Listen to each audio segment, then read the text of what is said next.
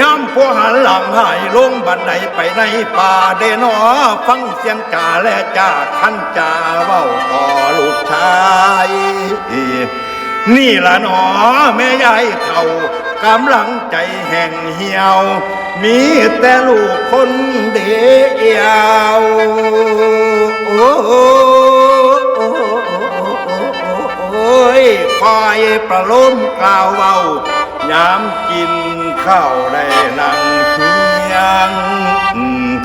ผมก็เพี้ยนถนอมเลี้ยงหาขุดมันปล่อยเพื่อตื่นแต่ดึก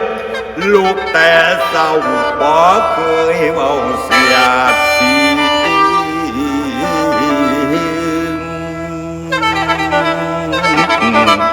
หนึ่งเขาสุกแล้วจังสี่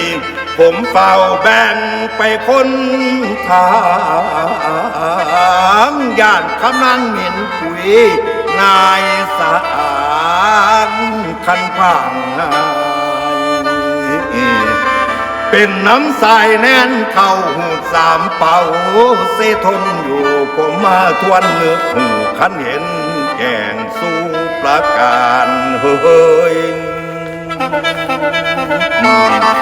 มีสองคนทอนั้นอยู่ในโลกา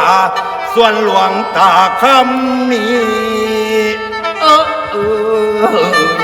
โอ้ยอยู่วัดดอนได้นอนแหลง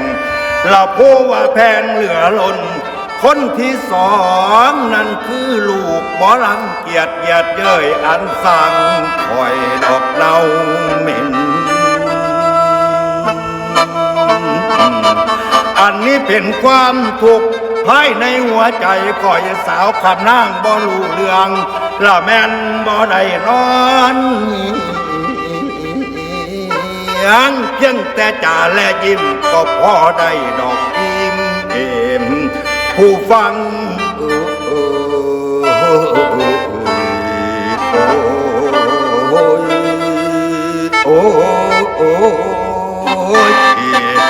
ผู้ฟัง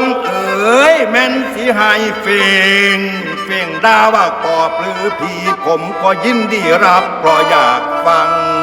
ดอกเมียว่าอดเอาเด้ออดทำใจดีไว้ขันติทำอย่าแตกแรงมื้อนี้ถึงยามแลงแบกฟืนแยงขันสู่บ้านกันงานน้อยลูกนั้นคอยขันเฮือนน้อยลูกนั้นคอ